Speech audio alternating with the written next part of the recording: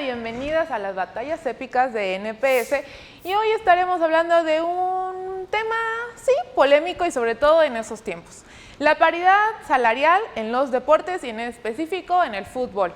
Y tenemos de invitadas e invitados a María José, militante de Morena, y a Irving Gatell, que nos ha acompañado, opinólogo y músico.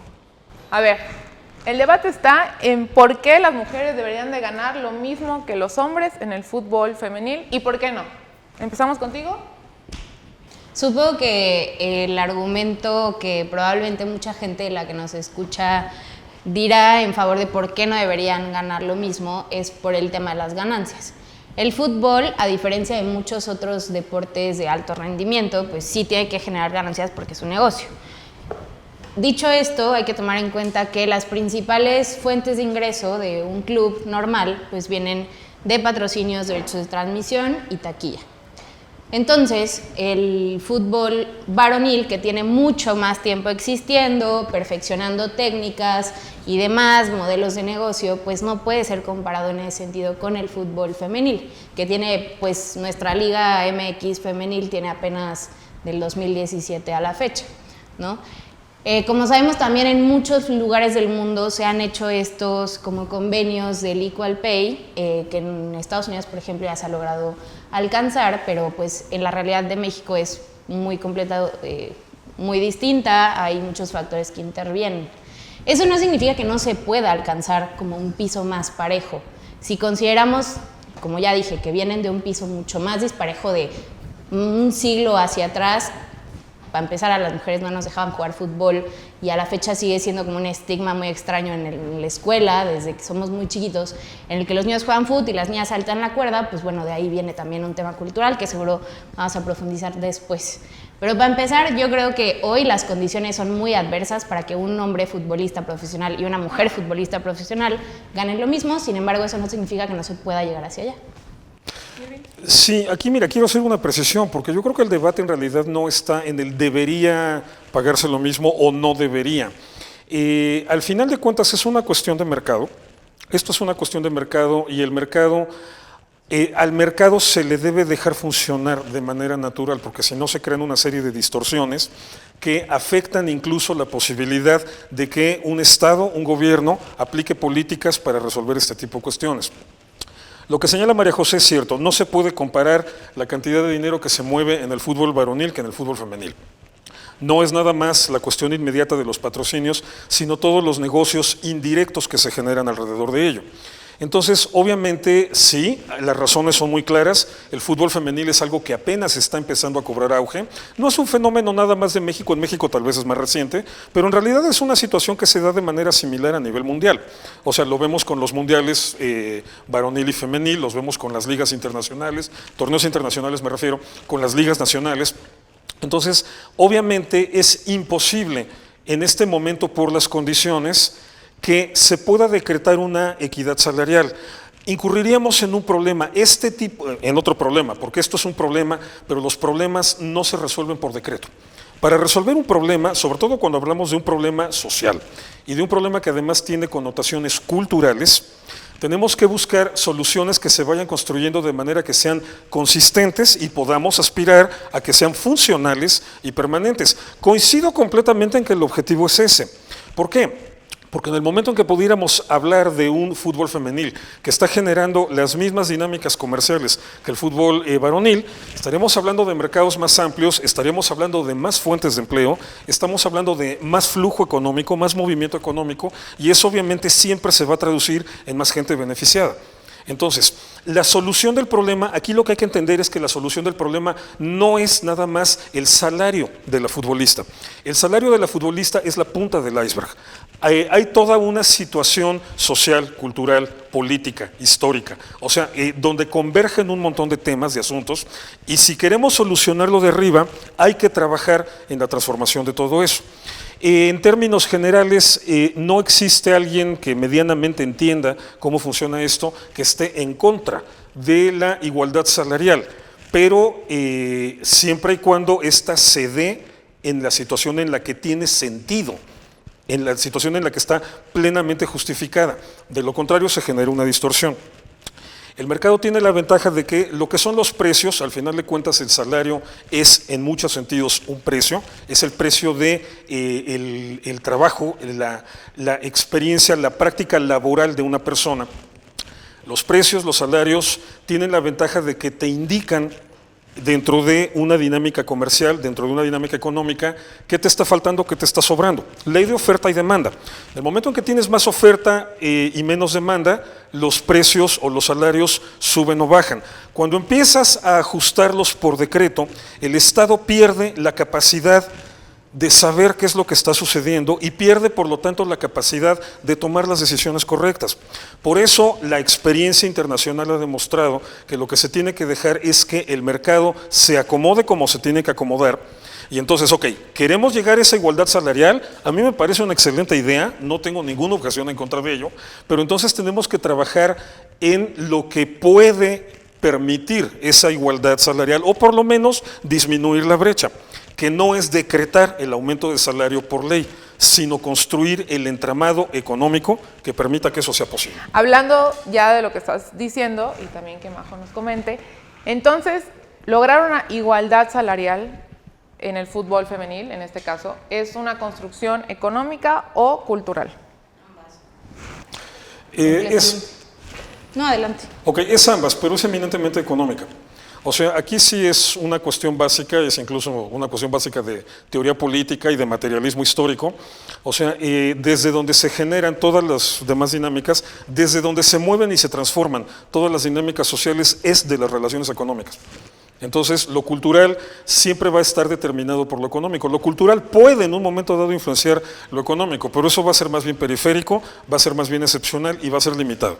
En el momento que cambian las dinámicas económicas, eso lo pudimos ver simple y sencillamente con la pandemia, o sea, un problema que se genera por una causa natural, vamos a decir un cataclismo, afecta las dinámicas económicas y eso afecta absolutamente todo. Entonces, si bien sí es cierto que están involucrados los dos elementos, es eminentemente un problema económico.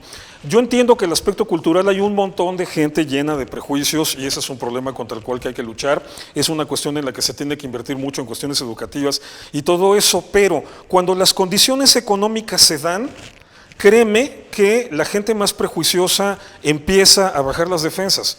Porque puede ser lo prejuicioso que quieras, pero si de repente una cosa está funcionando como negocio, mira, el ser humano es bien rudimentario con esas cosas, se va a doblar. Entonces, si logramos transformar las dinámicas económicas, va a ser más fácil que logremos transformar también las percepciones o los prejuicios culturales. Al revés, no sé si incluso haya que decir que es imposible. Se puede lograr de manera muy limitada, pero lograr el cambio de fondo es imposible. Yo no creo, porque de hecho la realidad hoy nos dice lo contrario. Hoy, no sé si a lo mejor la gente que nos escucha tuvo oportunidad de ver esta final de Rayadas y Tigres femenil, pero tuvo un rating como de 600,000 personas, cosa que hace 5 años, ni siquiera nos veíamos tan atrás, pues no sucedía, ¿no? Entonces, yo digo que justamente se requieren ambos, tanto lo cultural como lo económico, no se puede entender una sin la otra y, de nuevo, la realidad nos está demostrando lo contrario. No, pero a ver, espérame, aquí hay un problema. Me estás hablando de una final, no de todo el negocio. Déjame terminar mi punto. Vamos al tema del negocio, que te interesa mucho. Ahorita terminamos el tema cultural, que para mí es, y para mucha gente probablemente, es el fondo del tema del fútbol femenil. Pero si pensamos esto en términos de un negocio, nadie va a agarrar así como una bolsa de dinero, hablemos de inversionistas, de todos los activos económicos que están involucrados en el negocio del fútbol, y decir, voy a apostar esto a la nada, ¿no? Algo que no existe todavía. Hoy que, de nuevo, la Liga MX lleva existiendo y funcionando bastante bien desde el 2017, pues las inversiones han ido creciendo justamente porque hay más personas que consumen fútbol femenil, porque hoy las niñas ven, pues no sé, a una jugadora del Barça y dicen, wow, yo quiero ser como ella y puedo ser como ella.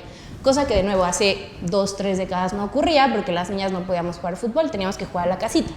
Entonces, creo que justamente como hoy está existiendo este cambio como cultural y el combate, pues hay que decirlo, contra el machismo, contra los estereotipos, contra estos roles de género a los que nos han condenado pues toda la vida, pues justamente el negocio en términos económicos pues ha visto un área de oportunidad ahí.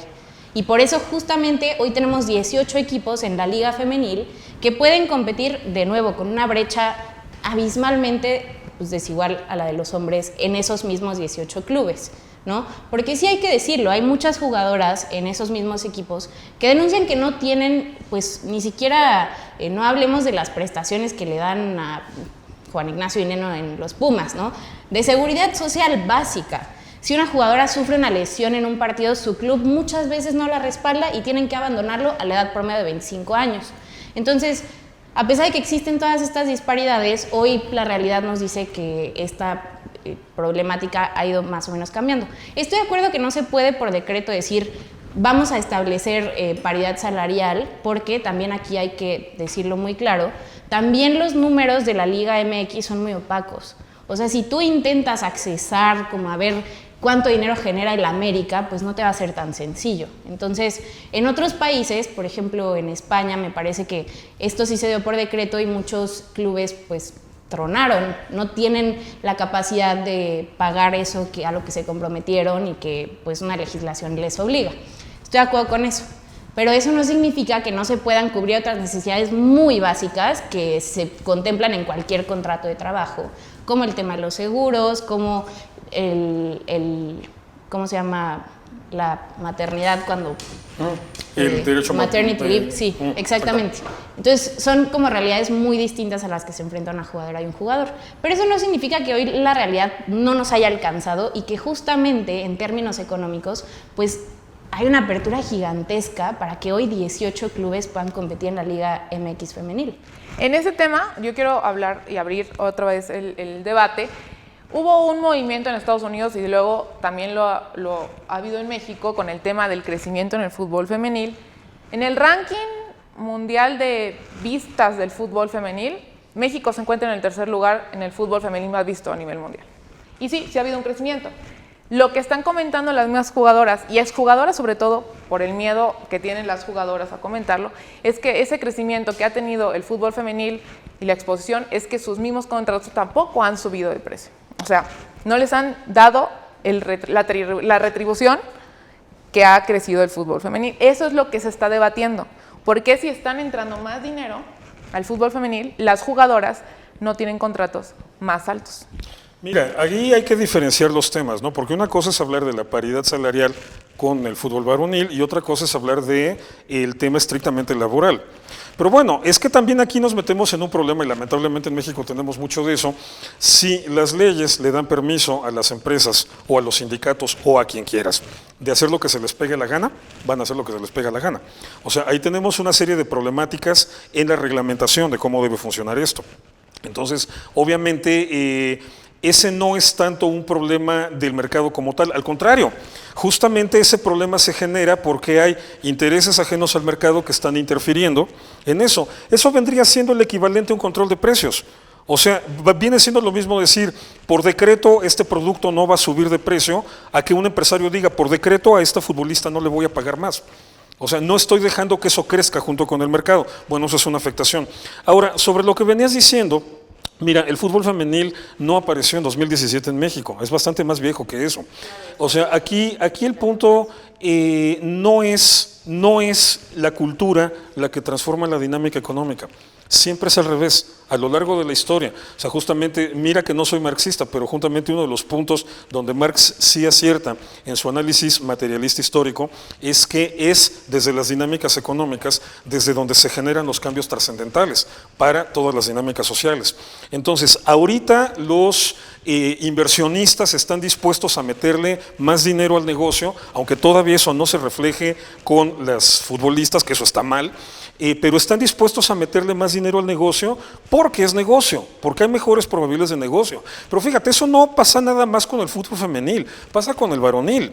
En los años 70 se intentó activar la Liga Varonil de Fútbol en Estados Unidos, se llevaron al Cosmos de Nueva York a Pelé y a Beckenbauer, o sea, era un fenómeno de captación mundial. Durante 3, 4, 5 años eso funcionó muy bien. Ya cuando se retiran ellos dos, simple y sencillamente el mercado del fútbol soccer no estaba listo en Estados Unidos, pese a que ya había un cambio cultural.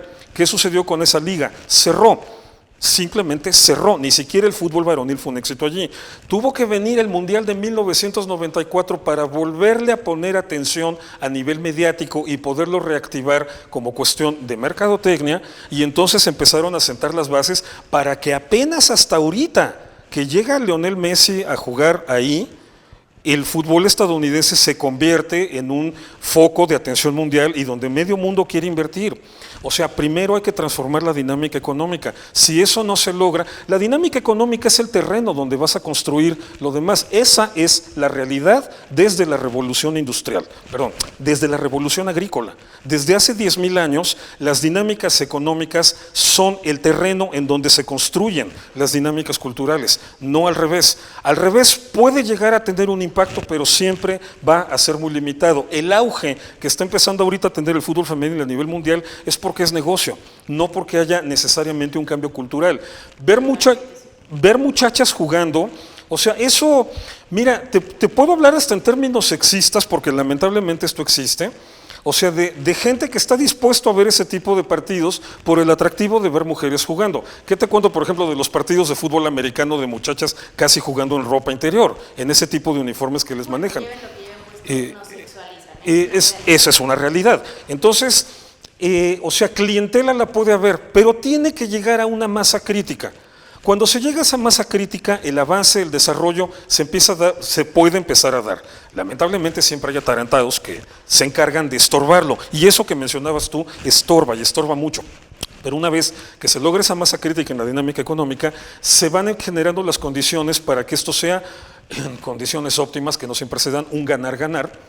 Y bueno, puedan verse los beneficios para el mercado, para el negocio, para el empresario, para el que invierte, pero también para las deportistas, que sería lo importante en este caso, ¿no? Lo justo, digo yo. Yo sí voy a insistir en el tema del cambio cultural, porque pintarlo todo en términos económicos me parece pintar una fotografía evidentemente cortada. Si hoy tenemos, llevándolo a los términos que tú planteas, más demanda, es justamente porque atrás hay un tema cultural, y hay que decirlo también, un movimiento feminista desde hace muchas décadas, peleando no solo por la igualdad del fútbol, la igualdad salarial, sino muchas otras luchas, rompiendo muchos estigmas. De nuevo voy a insistir en que hace 40 años las mujeres no podían jugar fútbol porque no estaba bien visto. Entonces, justamente esta lucha cultural y feminista y de género, empujando para romper todos estos estigmas, pues obviamente que abrió una caja de Pandora para los inversionistas, para los clubes, para quienes hacen negocio con el fútbol. Si hoy siguiera siendo un estigma que una mujer pateara un balón o se pusiera unos shorts,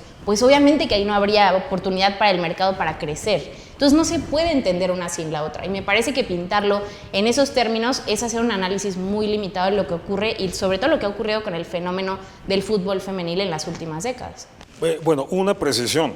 Yo no dejé fuera el fenómeno cultural, nada más estoy explicando el orden en que se da el proceso, no estoy sacando el aspecto cultural de ahí. Cuando dije que la cuestión cultural es limitada, es cuando pretendemos que lo cultural transforme lo económico. Eso es en donde los resultados son limitados. Las dos cosas están allí presentes, es cierto, pero los grandes cambios provienen de las dinámicas económicas. Mira, ya que te metiste con el feminismo, perdón, en estos temas soy profundamente pesimista, en el sentido de que no le concedo al ser humano en general como que la capacidad o la valoración de la gente va entendiendo, va comprendiendo, se va concientizando. No, somos mucho más rudimentarios que eso. El feminismo efectivamente ha tenido un gran impacto en todo eso, sí ha generado un profundo cambio cultural. No estamos hablando de algo reciente, estamos hablando de algo que viene desde mediados del siglo XIX, o sea, ya tiene aparte su peso, su trayectoria. Pero ¿por qué el feminismo pudo tener este éxito?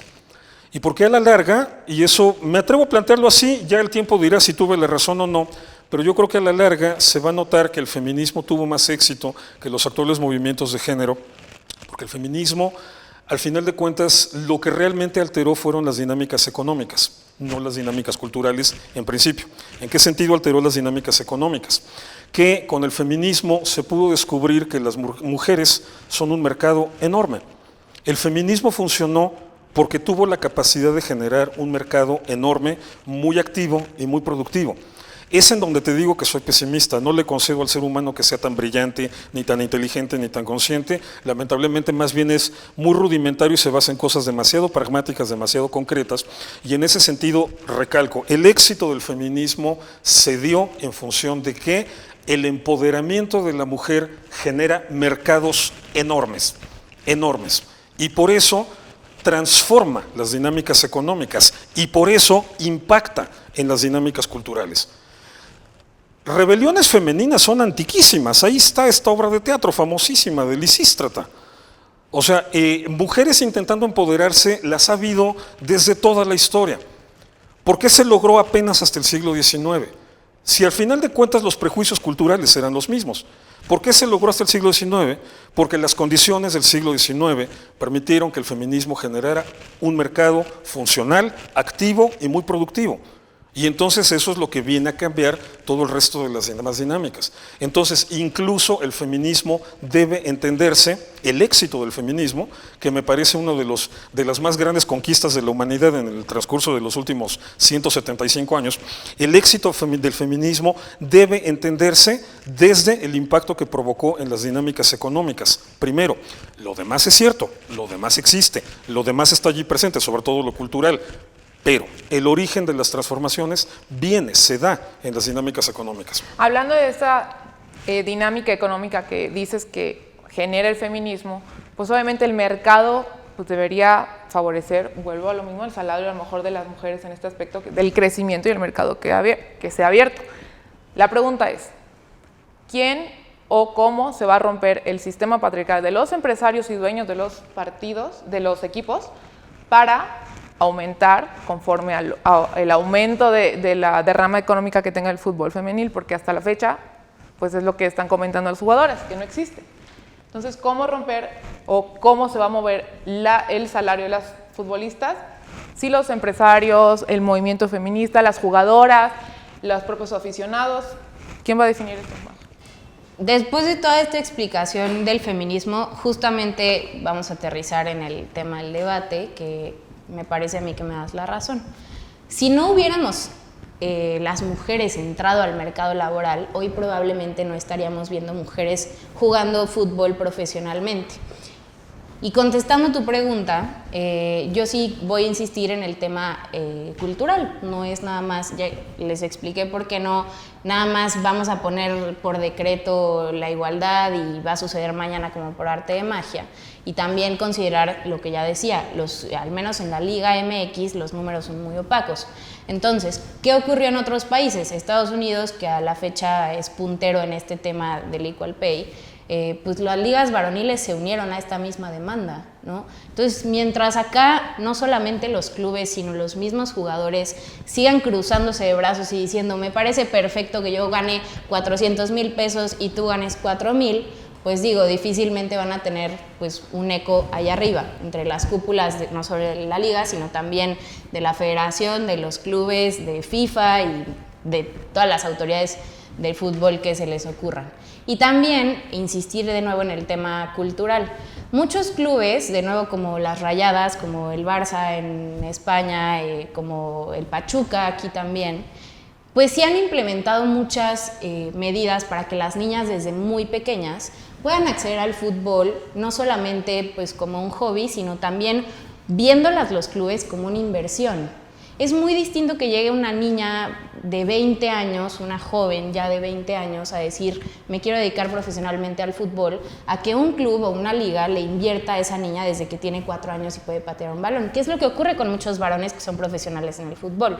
Entonces, me parece que son prácticas muy rescatables de muchos de nuestros clubes, que eso no quita la enorme deuda que tengan con muchas de sus jugadoras, pero justamente, y llevándolo 100% al plano cultural, mientras las niñas en la Sierra de Guerrero o en el lugar que a ustedes se les ocurra sigan pensando que no pueden hacer un proyecto de vida del fútbol, porque incluso estadísticamente es una falacia, una niña tiene muchas más probabilidades de convertirse en una jugadora profesional que un niño de su misma edad, en sus mismas condiciones, simplemente por el hecho de que el niño va a competir con millones y la niña va a competir con cientos. Entonces, mientras no creemos esas condiciones también de los clubes, pero también de otras instituciones educativas, de los mismos gobiernos, de muchos factores familiares y demás, pues difícilmente una niña va a poder decir desde pequeña, tengo la posibilidad de ser Alison González, ¿no? O cualquiera, Alex Morgan, cualquier estrella del fútbol femenil. Entonces, perdón, pero yo no me compro el argumento de que solamente es un tema económico, también hay una lucha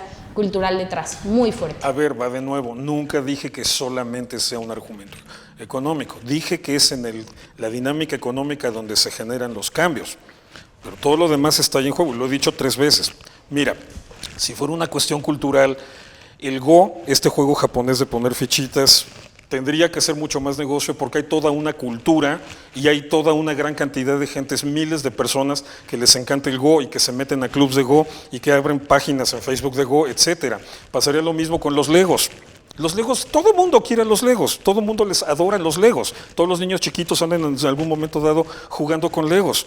Son 2 actividades recreativas que tienen un apoyo y una fuerza cultural en donde ni siquiera interviene este factor de género, porque niños y niñas por igual pueden estar practicando. Perdón, me refiero a que niños y niñas pueden por igual jugar Lego. O sea, ahí no te metas al Lego porque es de niños, no, o sea, eso está superado desde hace un montón de tiempo. Pasa lo mismo con el Go. Y sin embargo, los inversionistas no le están metiendo dinero ahí. ¿Por qué? Porque las dinámicas económicas que generan el Go con todo el apoyo cultural que tiene, o el Lego con todo el apoyo cultural que tiene, no lo hacen todavía negocio. Entonces, simplemente estoy recalcando eso. La transformación, ¿quieres que la transformación sea de fondo? Se tiene que dar en el nivel de las dinámicas económicas. Si empiezas por la transformación en el plano cultural, vas a poder lograr cambios, sí, pero van a ser muy limitados y no van a resolver las situaciones injustas de fondo. Ahora, de la pregunta que tú haces, aquí el problema, volvemos a la cuestión del marco legal. Aquí, digamos que en condiciones óptimas, que ya tienes generado el mercado, que ya tienes esta situación funcionando, la situación económica transformada y funcionando. Si no tienes un gobierno que ponga reglas claras, que le indique bien a los empresarios, esta es la línea, no que interfiera, pero que te ponga las líneas claras de lo que se puede hacer y de lo que no se puede hacer. Por ejemplo, esta cuestión de la transparencia, en última instancia, al ser instituciones privadas, ser negocios privados, no hay una obligación explícita, no hay una obligación necesaria de que todo el mundo sepa cómo está el dinero. Eso aplica para cuando el dinero es público, pero que tienen que estarse en orden con el SAT. Tienen que estarse en orden con el SAT. Nada de concesiones, nada de privilegios, nada de exenciones fiscales. Hay un montón de denuncias de las jugadoras, hay muchas denuncias de jugadoras de clubes profesionales que justamente lo que piden es esto. Decir, ¿por qué, no sé, el América genera tantísimo dinero y por qué una jugadora entonces gana 4,000 pesos? Eso no lo estoy denunciando yo, la falta de transparencia, lo denuncian las jugadoras profesionales. Y ese es el punto donde hablo de esa reglamentación que tiene que, obviamente, empujar a las empresas a que lo hagan bien. O sea, pero entonces sí, ¿cuál pay por decreto o no? Creo que eso iba a preguntar ya para cerrar el debate. Soluciones para lograr, pues a lo mejor la igualdad salarial equilibrada a la ganancia que tenga cada liga. Boicot económico, como dijiste, por el tema cultural que genera la economía, o los decretos y obligando al gobierno también a, pues, jalarle las orejas a los clubes y a las federaciones. ¿Quieres? Bueno, ya estaba hablando yo, si quieres empieza tú. Bueno, ya para cerrar, creo que también nos toca a muchos de los que somos aficionados de algún club u otro, pues sí empujar un poco más por ir a ver a nuestros clubes si tienen un equipo en la liga femenil, estar dispuestas a verlas, a lo mejor a pagar un poco más por tener un boleto doble, a lo mejor de ir a ver a nuestro equipo varonil y uno femenil, consumir más fútbol, porque como ya lo decían, pues si no hay una demanda de esto, de si lo vemos como un producto, difícilmente pues van a tener las jugadoras condiciones más óptimas. Y también creo que podemos unirnos, a lo mejor no estamos, nos dedicamos en la vida a cosas muy distintas que al fútbol, pero pues sí como sociedad a lo mejor exigir estos y acompañar estas denuncias de las jugadoras profesionales a que sus clubes transparenten más sus cifras, a que rindan explicaciones mucho más claras de por qué una jugadora no tiene seguro ni derechos laborales y gana 4,000 pesos al mes y un jugador de su mismo club pues gana 100 veces o 1,000 más. ¿no? En el tema regulatorio creo que igual está medio tricky porque como ya decía a un inicio, pues mucho de esto se habló en otros países en Europa que pues desgraciadamente por decreto dijeron equal pay y hoy tenemos pues muchas ligas, muchos clubes en quiebra porque no pueden pagar estos gastos. Pero creo que la realidad en México es muy distinta. Allá pues sí hay constantemente muchos informes sobre las finanzas de los clubes, acá difícilmente lo vemos. Y de nuevo, yo sí voy a insistir con que el tema de esta lucha cultural que se ha dado acompañada principalmente del feminismo, que ha roto todos estos estereotipos y roles de género a los que estamos condenadas, pues debe seguir, para que cada vez más niñas pues puedan soñar con un futuro en el fútbol profesional, con condiciones dignas, que no tengan que trabajar y a la vez dedicarse pues, de medio tiempo a perseguir sus sueños y puedan hacer realmente una carrera del fútbol profesional.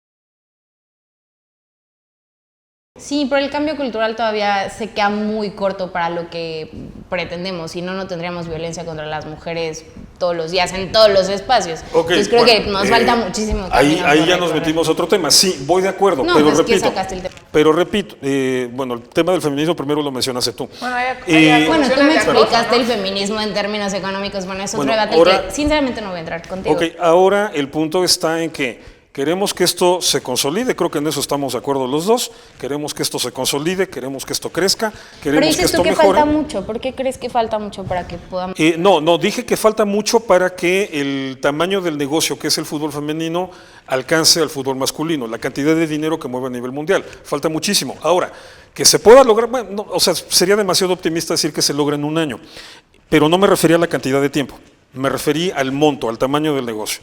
Si esto de repente entra en una dinámica que genera, que crece a pasos agigantados y se logra, digamos, en una década, puta, wow, fabuloso, excelente, qué mejor que eso. Si se logra en menos tiempo, mejor aún. O sea, eso estaría sensacional. Pero bueno, queremos que eso sea sólido, que ese cambio sea sólido y que no nos expongamos al riesgo de que quiebren los clubes, como sucedió en algunos casos en Europa. Bueno, entonces lo que tenemos que ir construyendo de manera sólida son las dinámicas económicas, las dinámicas del mercado. Y para eso se necesita que los gobiernos en cada país trabajen de manera responsable y de manera eficiente. Porque Pero ¿cómo explicamos esas, perdona, es una pregunta genuina, ¿cómo explicamos esta, ya mencionaste muchas veces el tema de las condiciones económicas, ¿cómo podemos afirmar eso en el caso de México si hay tanta opacidad en los clubes?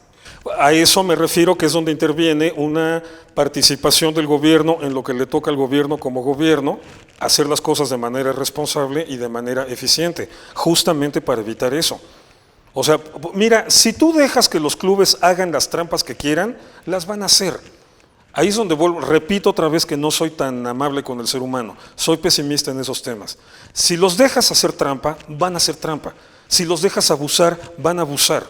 Entonces, ahí es en donde sí es necesario una intervención estatal, no para regular precios, no para regular, imponer el salario obligatoriamente, o sea, no para meterse en lo que concierne a las dinámicas de mercado, pero sí para obligar a los clubes a que se comporten de una manera legal, de una manera, tú lo dijiste, transparente, o sea, de una manera que responda a los intereses del propio mercado y por lo tanto de toda la gente que está involucrada en ello.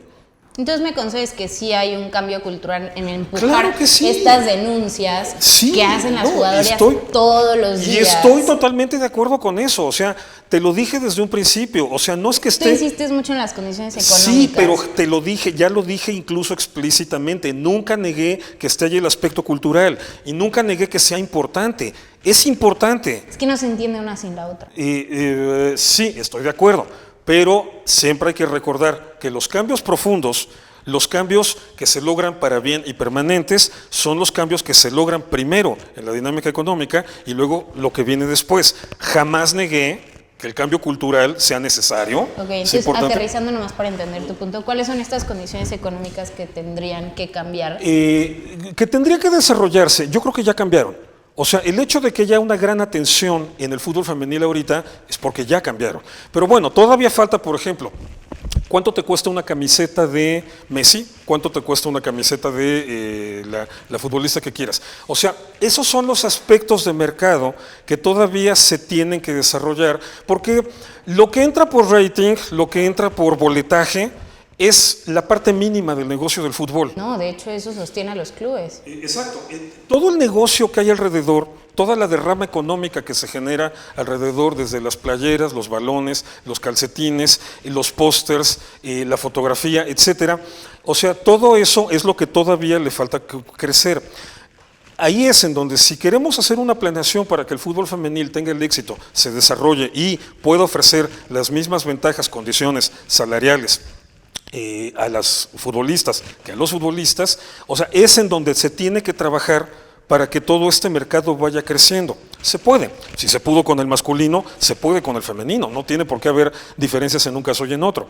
Entonces, en la medida que esto se logre, todo ese cambio cultural que sí se está dando y que es maravilloso que se esté dando, va a tener terreno firme en donde desarrollarse para que sea lucrativo, que al final de cuentas se trata de eso, de que sea lucrativo. Pero bueno, es nada más entender, pero ya remato con esto, es nada más entender eso. ¿Cuál es el cimiento? y cuál es la construcción. Entonces, si no logramos esas transformaciones económicas de fondo, si no logramos que esas camisetas se vendan igual como pan caliente o que esté toda esta mercadotecnia alrededor de lo que es estrictamente el fútbol, va a ser muy difícil que el puro cambio, más bien yo creo, personalmente creo, que va a ser imposible que el puro cambio cultural haga que el fútbol femenino se convierta en un negocio del tamaño que el fútbol masculino. Entonces, yo difiero, nomás para cerrar diría eso, justamente. Los ingresos básicos de cualquier club de fútbol aquí en China vienen, de nuevo, de las transmisiones, de los boletos y de los patrocinadores. En el tema del fútbol femenil esto está creciendo todos los días y justamente se explica a través de un cambio cultural. Y ya nomás para cerrar, de nuevo, nos toca a nosotros como consumidores de fútbol exigir mejores condiciones para las mujeres que se dedican al fútbol profesional y consumirlo pues, en mejores condiciones. Muchísimas gracias. Pues esperemos que les haya gustado otra batalla de NPS en este debate sobre el salario femenil y el varonil. Diferencias, ¿están a favor, en contra? Déjenos sus comentarios, inscríbanse a la página y denle compartir. Muchísimas gracias, María José, Irving. Gracias a ustedes. Al contrario.